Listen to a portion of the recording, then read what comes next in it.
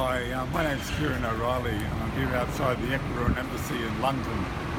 We're here in response to the silencing of Julian Assange. Now, Julian has been in this embassy for over 5.5 years, primarily because he's prosecuted and persecuted by a US grand jury for his publishing work and exposing the high crimes of empire and state.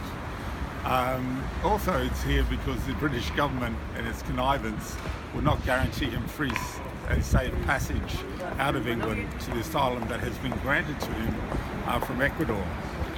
We've been vigiling here for over 5.5 years in solidarity with Julian and in solidarity with Ecuador, who've offered him asylum and have been frustrated in that by both Britain and the United States, and also the negligence of Australia, who refuses to do their job and represent their citizen and his human rights, which are being breached here in Britain.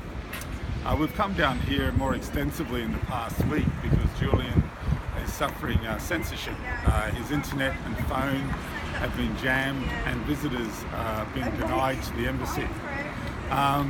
The accusation is that Julian is interfering in matters of state, and I think that's quite ridiculous. I mean, Julian is both an Australian and Ecuadorian citizen.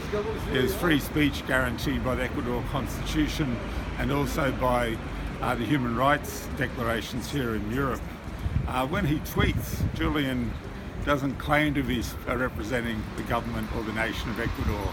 He's tweeting his personal opinion, and that personal opinion should be allowed to be articulated and his free speech guaranteed.